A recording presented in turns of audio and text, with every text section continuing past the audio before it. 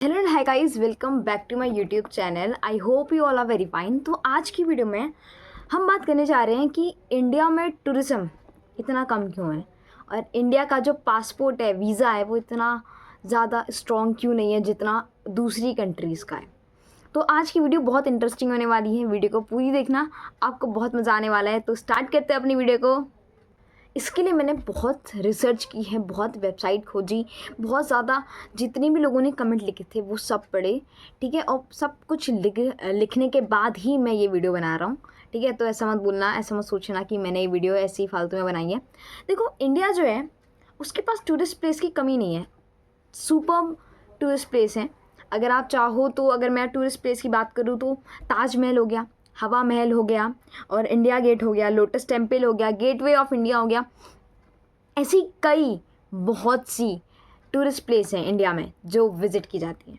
और सबसे ज़्यादा जो लोग आते हैं वो आते हैं दिल्ली, देन दिल्ली से लोग आगरा की ट्रेन पकड़ते हैं और वहाँ जाते हैं।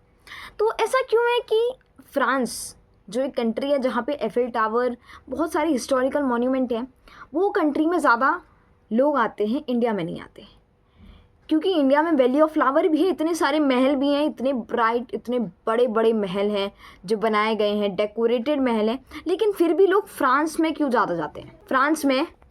फ्रांस में हर साल 100 मिलियन लोग जाते हैं वहाँ पे टूरिस्ट बन के। और मेन अट्रैक्शन उनका जो है वो एफिल टावर है, पैलेस ऑफ वर्साइल्स है। स्पेन में जाते हैं 72 मिलियन, जो सेकंड है।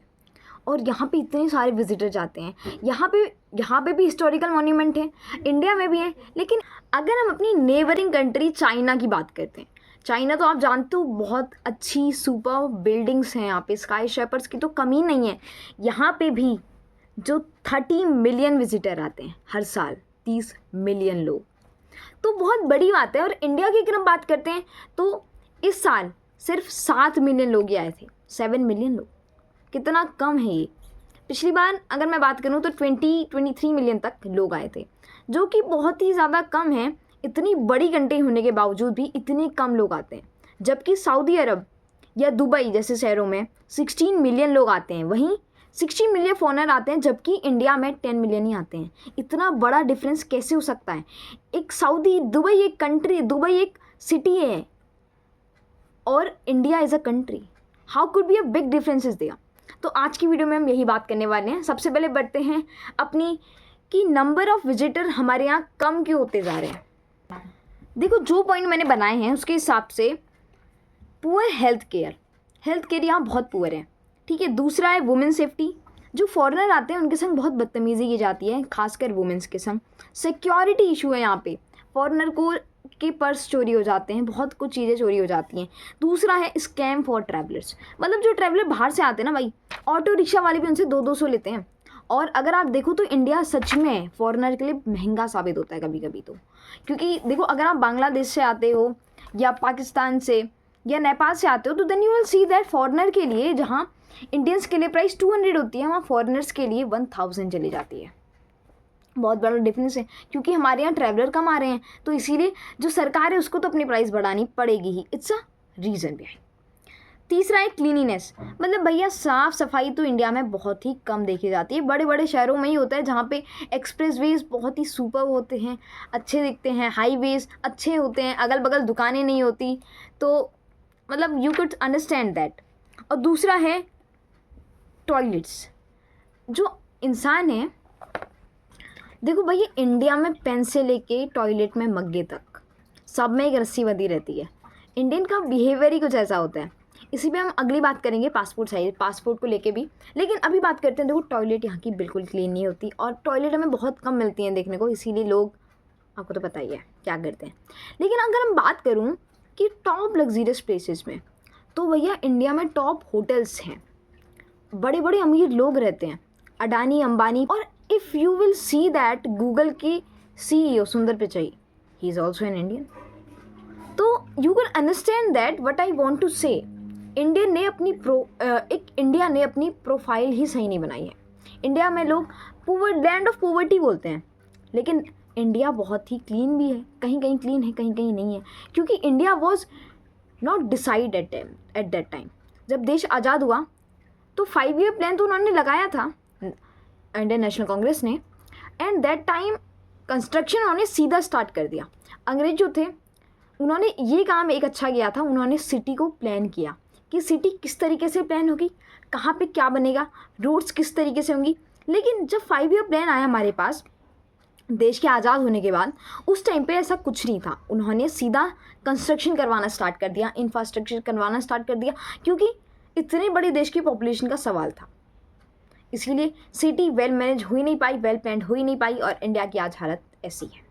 लेकिन धीरे धीरे टाइम बढ़ रहा है और धीरे धीरे इंडिया भी अब डेवलप हो रहा है। बात करते हैं हम अगली बात की, तो टूरिज़्म में इंडिया ने 342 करोड़ खर्च किए हैं। 2023 के हिसाब से टूरिज़्म में 342 करोड़ खर्च किए गए हैं। मतलब उसके बजट में, जो हमारे इंडिया का बजट आया था, उसमें टूरिज़्म के लिए 342 करोड़ दिए गए थे। इतनी बड़ी रकम होने के बावजूद भी इंडिया में क्यों टूरिज़्म को इतना मायने नहीं दिया जाता है? क्योंकि टूरिज़्म मोस्ट इम्पॉर्टेंट थिंग है किसी की इकोनॉमी बढ़ाने के लिए। बात करते हैं हाउ टू इम्प्रूव इट। देखो भैया, इंडिया में मेडिकल टूरिज़्म बहुत आते हैं, क्योंकि अगर आप यूएसए में जाओ दांत का दर्द सही करवाने, दांत तुड़वाने, वहाँ आपकी एक किडनी बिक के जानी है। बहुत महंगा है यूएस, यूके, लंदन, बहुत महंगा है। लेकिन इंडिया में लोग कहाँ कहाँ से आते हैं? बांग्लादेश से, नेपाल से, पाकिस्तान से, और भी अफ्रीका से भी, कहीं कहीं से भी, बहुत सारी जगहों से लोग आते हैं यहाँ पे मेडिकल फैसिलिटीज़ के लिए। तो हमें मेडिकल टूरिज़्म को बढ़ावा देना चाहिए, ठीक है। और दूसरा है इंडियंस के बिहेवियर पे। सच बात बोलूँ तो जो भी फॉरेनर इंडिया में आता है ना, उसके संग कभी कभी, हमेशा तो नहीं, लेकिन कभी कभी बहुत ही बैड ट्रीटमेंट किया जाता है। एक जापानीज़ गर्ल के साथ होली के टाइम पे उसे पूरा रंग से रंग दिया गया था, और एक फॉरेनर के साथ गाली गलौज की गई, एक कपल के साथ गाली गलौज की गई जो अमेरिका से आए थे। ऐसे काफ़ी लोग जो घूमने आते हैं इंडिया में, उनके संग बैड ट्रीटमेंट किया जाता है। ऐसा नहीं है कि पूरा इंडिया में बैड ट्रीटमेंट किया जाता है, लेकिन कहीं कहीं जगहों पे ऐसी चीज़ें हैं जो बहुत ही कंजस्टेड एरिया है। अगर हाँ वहाँ गलती से भी कोई फॉरेनर पहुँच जाता है तो उसे वहाँ से भगा दिया जाता है। चलो बात करते हैं अब हमारे माइस टूरिज़्म पे। माइस मतलब चूहा नहीं, इसका मतलब बिजनेस से रिलेटेड है। देखो, इंडिया में अभी 158 या 136 मीटिंग हुई थी, ठीक है। तो इससे ना बहुत ही ज़्यादा इफ़ेक्ट होता है इंडिया की इकनॉमी पे, एक कंट्री की इकनॉमी पे, कि वहाँ कितनी सारी बिजनेस मीटिंग हो रही है। जैसे दिल्ली एक हब है, तो वहाँ पे बहुत सारी मीटिंग होती रहती हैं। तो इसीलिए हमें भी इस चीज़ को बढ़ावा देना चाहिए। अगर सरकार माइस टूरिज़्म पे बढ़ावा देगी, क्योंकि देखो एक साथ एक बंदा आता है तो वो अपने संग एक दोस्त को लाएगा, या उसका पीए या असिस्टेंट को आएगा जो मीटिंग अटेंड उसके संग करेगा, और देन मीटिंग अगर अटेंड करनी है तो वो इंडिया को घूमेगा भी। तो इससे बहुत ज़्यादा बढ़ावा मिलता है टूरिज़्म को। नेक्स्ट बात करते हैं हमारी पासपोर्ट रैंकिंग पे। इंडिया का जो पासपोर्ट है, यानी कि जो वीज़ा है, बहुत ही ज़्यादा वीक है। मतलब कि इफ़ यू सी, सबसे पहली जो अभी पासपोर्ट रैंकिंग में जो हुआ था, उसमें जापान और सिंगापुर सबसे पहले आए थे। मतलब इसमें ये कैसे होता है कि एक कंट्री के जो पीपल हैं वो कितनी जगह पे घूम सकते हैं बिना वीज़ा के। तो इंडिया के लिए 60 कंट्रीज़ ही थी जहाँ पे इंडियंस घूम सकते थे बिना वीज़ा के, मतलब वहाँ बिना वीज़ा के जा सकते थे। और यहाँ पे सबसे पहला जो नंबर है वो है जापान और सिंगापुर का। जापान और सिंगापुर, ये दो जो कंट्री हैं, अगर यहाँ के जो नेटिव्स हैं, यहाँ जो रहने वाले हैं, वो किसी कंट्री में घूमने जाते हैं तो उन्हें सारी कंट्री में वो बिना वीज़ा के जा सकते हैं। There are almost around 195 countries, and out of that they are having 193 countries free visa. मतलब इतना पावरफुल है उनका पासपोर्ट और वीज़ा। उनका पासपोर्ट इतना पावरफुल है कि वो जहाँ जाएंगे उन्हें वीज़ा की ज़रूरत नहीं पड़ेगी। वहीं इंडिया की बात करते हैं तो इंडिया में सिर्फ 60 कंट्रीज़ ही ऐसी हैं जहाँ पे जो इंसान है वो बिना वीज़ा के जा सकता है। और ये कौन कौन सी कंट्री आप जानना चाहेंगे? नेपाल, भूटान, श्रीलंका, पाकिस्तान, ऐसी कंट्रीज़ हैं। मतलब जहाँ पे आप बहुत लोग घूमने जाते हैं, लेकिन हमें और कंट्रीज़ में भी तो होना चाहिए। जैसे जापान है, अब वो दुबई जाना चाहेगा तो बिना वीज़ा, जापानीज़ बिना वीज़ा के जा सकते हैं वहाँ पे। ऐसे हमें भी तो करना चाहिए। अब आप जानना चाहो तो इंडिया का वीज़ा इतना कमज़ोर है कि दूसरे देशों में तो इसकी इज़्ज़त कर ही नहीं जाती। एक एग्ज़ाम्पल दूँ मैं आपको। शाहरुख खान जब अमेरिका गए थे अपनी फैमिली के साथ, तो वहाँ उनको चेकिंग के लिए रुकना पड़ा था, उनकी लंबी चौड़ी चेकिंग हुई थी। मतलब एक सिंपल आदमी की जैसी होती है उससे कई गुना डेंजरस, कई गुना इफ़ेक्टिव चेकिंग हुई थी, उनकी कुछ ज़्यादा ही चेकिंग करी थी because of the his name and his place. वो कहाँ से आए, उनका नेम क्या है, इसकी वजह से। ये एग्जांपल मैं आपको इसीलिए दे रहा हूँ क्योंकि अगर एक इतने बड़े आदमी जिसके पास 4 करोड़ की घड़ी है, 4 करोड़ की घड़ी, वो बंदा, अगर उस बंदे की भी इतनी भयंकर तरीके से चेकिंग हो सकती है, तो हम तो एक कॉमन पर्सन है। इफ़ वी विजिट, अभी जो पासपोर्ट इंडेक्स रैंक निकली थी उसमें इंडिया की जो रैंक थी वो 85 थी आउट ऑफ 199 कंट्री। तो इंडिया की रैंक बहुत पीछे है। मतलब इतनी पीछे एक डेवलपिंग कंट्री की होनी चाहिए, वो भी इतनी बड़ी कंट्री जो 7 लार्जेस्ट कंट्री है, जिसकी पॉपुलेशन सबसे ज़्यादा है, जहाँ पे रिचेस्ट पर्सन हैं। मतलब ऐसा नहीं है कि यहाँ पे गरीब पर्सन, गरीबी है लेकिन रिच पर्सन भी हैं यहाँ पे। ठीक है, तो बात कर लेते हैं वीज़ा पावर की। तो वीज़ा देखो इस तरीके से किया जाता है कि कोई जो कंट्री है उसके लोग कितने ज़्यादा कंट्रीज़ में बिना वीज़ा के जा सकते हैं, तो इसलिए उनका पासपोर्ट इंडेक्स की रैंक बढ़ती रहती है। तो देखो ये दो तरीके के वो होते हैं। एक तो होता है वीज़ा ऑन अराइवल। अगर आपने वीज़ा ऑन अराइवल यानी कि कहीं जॉब पे क्या होता है, जैसे आप जापान पहुँचे, सोचो मैं यहाँ से, मैं इंडियन हूँ, मैं जापान गया।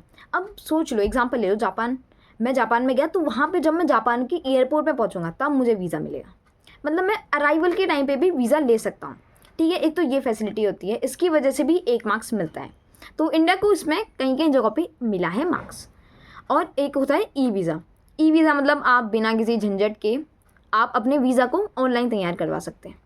देखो एक एग्जांपल के तौर पे मैं आपको बताऊँ ना, तो अमेरिका का अगर आप वीज़ा बनाना चाहते हो, यानी अगर आप अमेरिका जाना चाहते हो, तो आपको 500 डेज़ का इंतज़ार करना होगा।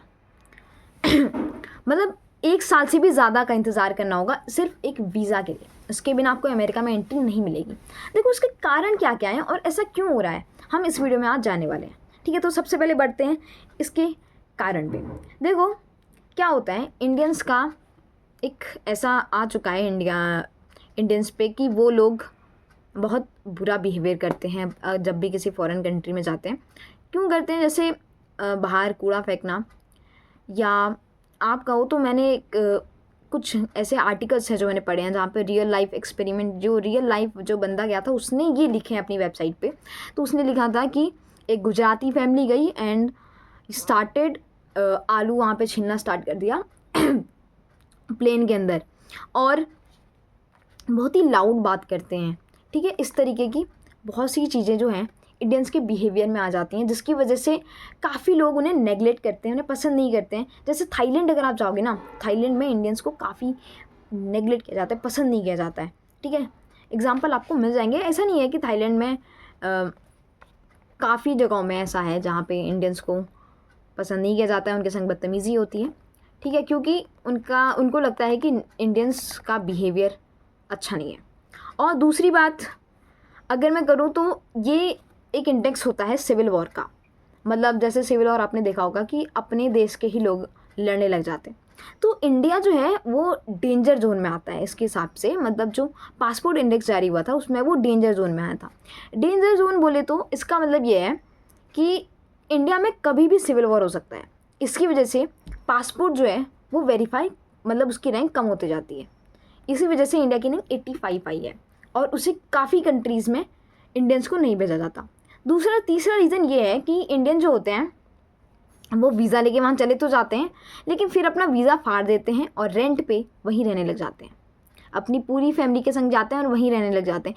ऐसे काफ़ी केसेस हुए हैं जहाँ पे इंडियन जो गए, स्टूडेंट्स गए थे, काफ़ी पेरेंट्स गए थे और वहीं पे बस गए। क्योंकि वो हाँ प्रोसीजर है, आप इंडिया से जाके यूएसए की नेटिव्स बन सकते हो, लेकिन वो बिना प्रोसीजर फॉलो करे ही बन जाते हैं। इसकी वजह से भी जो है जो इंडिया की रैंक है, इंडिया का जो पासपोर्ट है वो बहुत ही वीक है। इंडिया देखो इसके लिए काफ़ी कुछ तो नहीं कर सकता, लेकिन अगर आप अपना बिहेवियर सही करते हैं और इंडियंस अपना बिहेवियर सही करेंगे, धीरे धीरे जब इंटर रिलेशन होने लगेगा और इंडियंस के, अब तो देखो इंडिया और बाकी देशों के बीच में रिलेशन बहुत अच्छा बन रहा है। धीरे धीरे इंडिया डेवलप हो रहा है और मुझे लगता है कि कुछ सालों बाद ही हमारी जो रैंक है वो बढ़ेगी। 60 कंट्रीज़ में अभी हम बिना वीज़ा के जा सकते हैं। वो 60 से आई होप 100 हो जानी चाहिए, 100 तक। और काफ़ी बड़ी कंट्रीज़ में भी ऐसा होना चाहिए कि हम बड़ी कंट्रीज़ में भी जा पाएँ। इसके लिए हम एक तरीका हो सकता है कि हम वीज़ा ऑन अराइवल कर सकते हैं। वीज़ा ऑन अराइवल मतलब जैसे ही आप वहाँ जाओगे वहाँ आपको वीज़ा मिल जाएगा, ठीक है। तो इससे भी इंडियंस के लिए कुछ जो वो हैं ईजी हो जाएंगे। आज की वीडियो में इतना ही। आई होप आप सभी को पसंद आई होगी, कुछ सीखने को मिला होगा, जानने को मिला होगा। तो मिलते हैं अपनी अगली वीडियो में। थैंक यू, धन्यवाद।